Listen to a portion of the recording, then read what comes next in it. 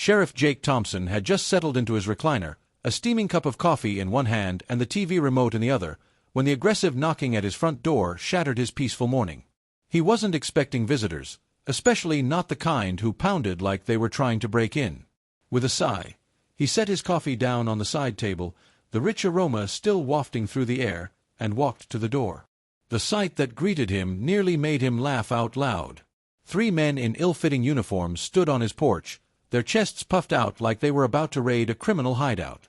The tallest one, a middle-aged guy with a thick mustache and mirrored sunglasses, took a step forward, flashing a shiny badge that looked more like it came from a toy store than an official department.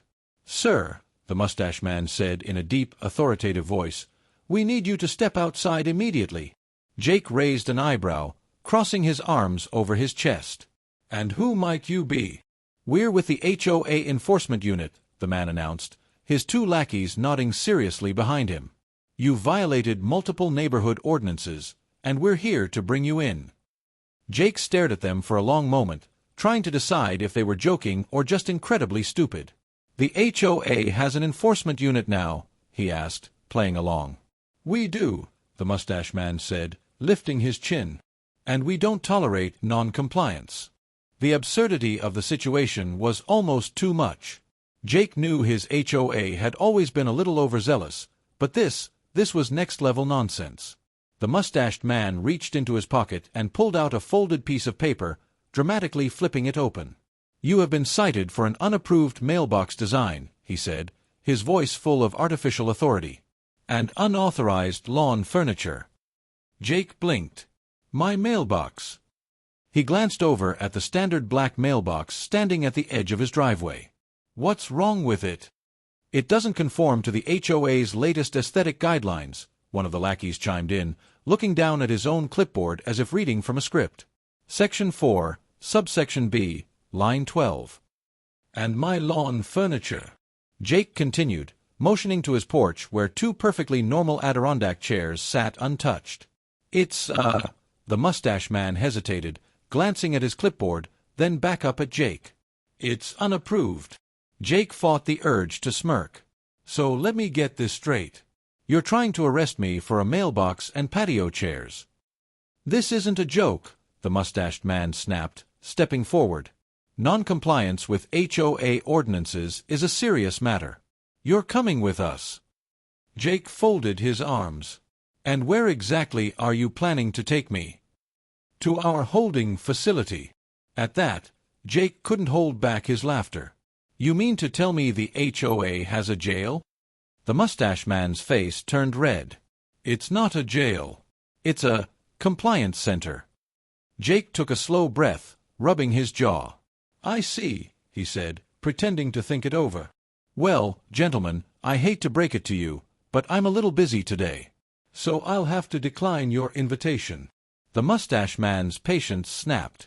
"That's it," he barked. "Turn around and put your hands behind your back." Jake didn't move. "Or what?" One of the lackeys stepped up, pulling out a cheap pair of handcuffs that looked like they'd break if you sneezed too hard. "Do it now, sir, or we'll be forced to take action." Jake sighed, shaking his head. "All right." He turned slightly, reaching down to his hip, not for a weapon, but for the small radio clipped to his belt. With a quick press of the button, he sent out a silent distress signal to his deputies, all without breaking eye contact with the so-called officers. The mustache man grinned, clearly thinking he'd won. "That's right," he said smugly. "You're learning your place." Jake held back another chuckle. "Oh, I know my place." As soon as the lackey stepped forward to slap the flimsy cuffs on him, Jake moved. In a single swift motion, he grabbed the man's wrist, twisted it behind his back, and spun him toward the nearest car. The man yelped as his face smacked against the hood. The mustache man staggered back. "Hey, what the hell do you think you're doing?" Jake glanced at him, still holding the struggling man in place. "Performing a citizen's arrest." The second lackey reached for something on his belt, probably a fake citation book or another laminated sheet of nonsense, but he froze as the sound of approaching sirens filled the air. Within seconds, real police vehicles skidded to a stop, lights flashing. The HOA officers looked like deer caught in headlights. Jake leaned in close to the man he had pinned. Now, let's talk about who's really under arrest. The flashing red and blue lights bounced off the houses as two squad cars came to a stop in Jake's driveway. The mustache man and his two lackeys looked like they had just been caught breaking into a bank. Their self-assured posturing vanished the moment Deputy Carter stepped out of his vehicle, one hand resting on his duty belt. Carter took in the scene, Jake still holding one of the fake cops pinned against the hood of a car, and the other two standing frozen in place. He raised an eyebrow. "Boss, you mind telling me why you're wrestling with a guy wearing what looks like a Halloween police costume?" Jake finally let the squirming man go, stepping back and brushing his hands off. These three gentlemen were in the middle of conducting an unlawful arrest. Figured I'd save them the trouble of doing it the hard way.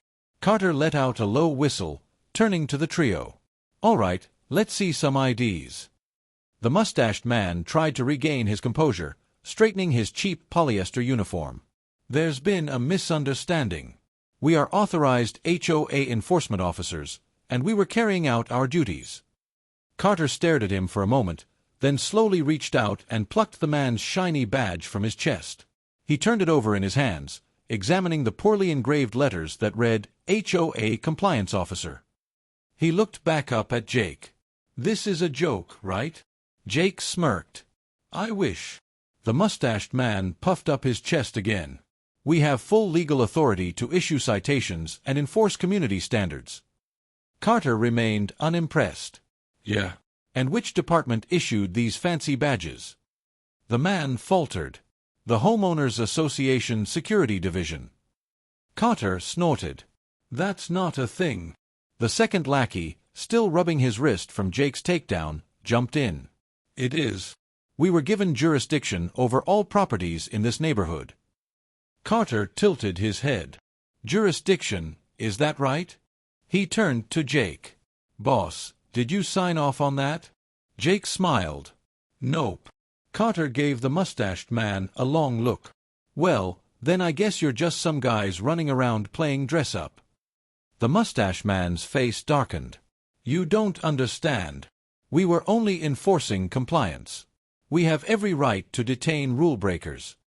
Jake stepped closer. "Detain?" "You were trying to arrest me over a mailbox."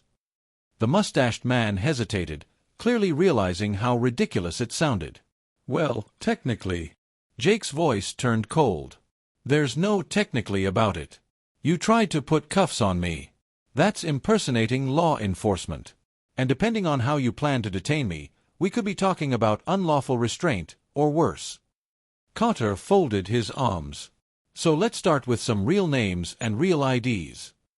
The three men hesitated before reluctantly handing over their wallets. Carter flipped through them, then gave Jake a look. "Take a look. You're going to love this. Not a single one of them is a registered security guard. They don't even have basic certifications." Jake sighed. "You telling me they're not even rent-a-cops?" Carter shook his head. "Nope. Just some guys in cheap uniforms playing sheriff." The mustache man shifted uncomfortably. "Look, we were just following orders." Jake narrowed his eyes. "Whose orders?" The man hesitated. "The HOA board." Jake crossed his arms. "Got any paperwork to prove that?" The second lackey quickly reached into his pocket and pulled out a crumpled document, handing it over. Carter took one look and scoffed. "This isn't a contract. It's a volunteer neighborhood watch form." Jake glanced over it, shaking his head. "So let me get this straight. You three decided that meant you could run around pretending to be cops and extorting homeowners." The mustached man's lips pressed into a thin line. "It wasn't extortion. It was community enforcement." Jake gave him a hard stare. "How much were you charging people for these violations?"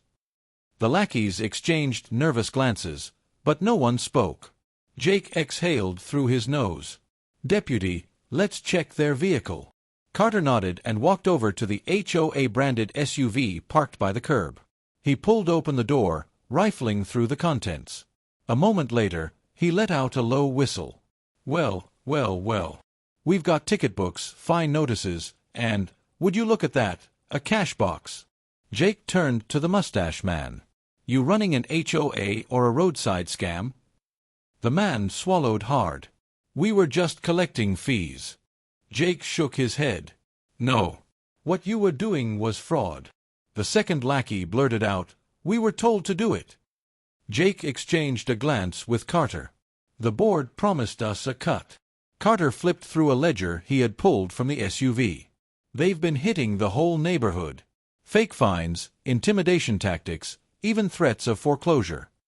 Jake let out a slow sigh. And people actually paid them? Carter nodded. Looks like it. Jake turned back to the three men. So here's what's going to happen. You're all being detained while we investigate.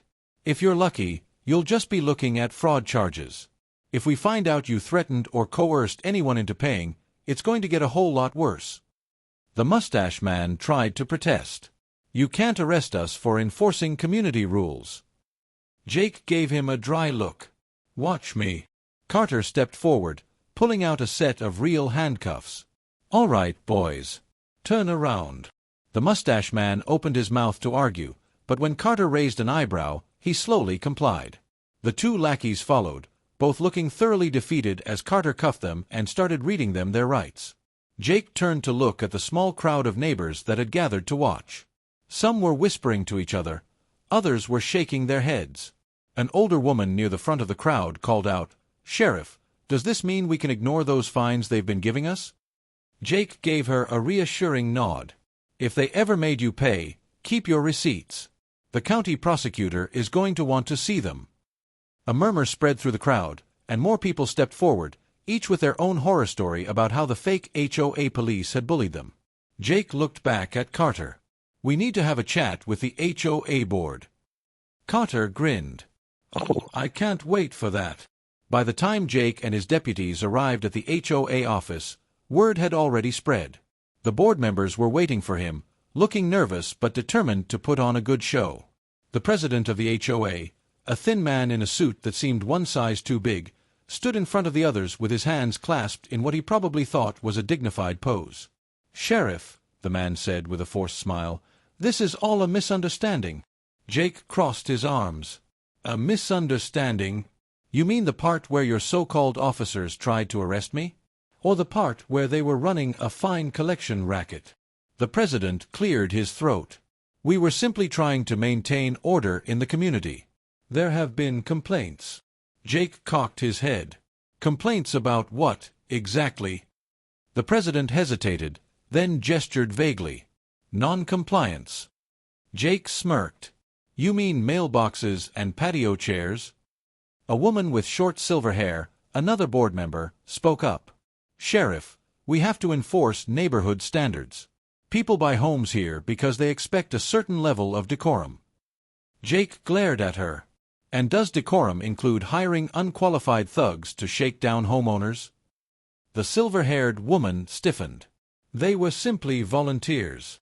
Jake pulled out the fake citation book from the so-called HOA police. Volunteers who were charging fines, threatening arrests, and pocketing cash. That's not volunteer work. That's fraud. The board members shifted uncomfortably. The president tried to salvage the situation. Look, maybe we got a little overzealous. But surely we can handle this internally. There's no need to involve law enforcement. Jake let out a low chuckle. Too late for that.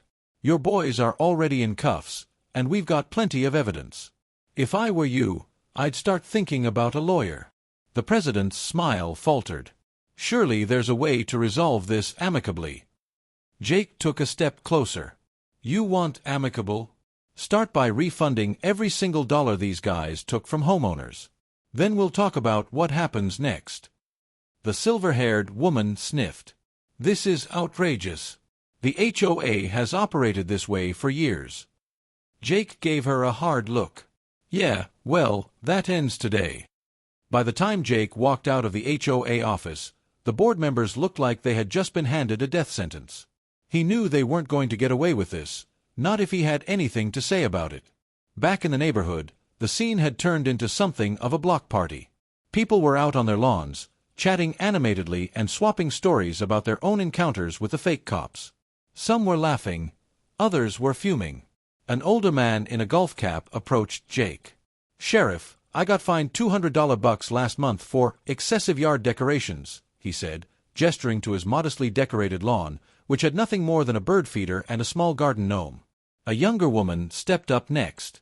"They charged me $300 for parking my car in my own driveway overnight." Another neighbor groaned. "I had to pay $500 because my grass was 1 inch too high, and they threatened to double it if I didn't cut it within 24 hours. Jake shook his head. "Y'all are getting your money back, one way or another." The crowd erupted in cheers. Someone even popped open a beer and handed it to Jake, who accepted it with a grin. Deputy Carter wandered over, looking amused. "This might be the first time I've seen a sheriff's investigation turn into a community festival," Carter said.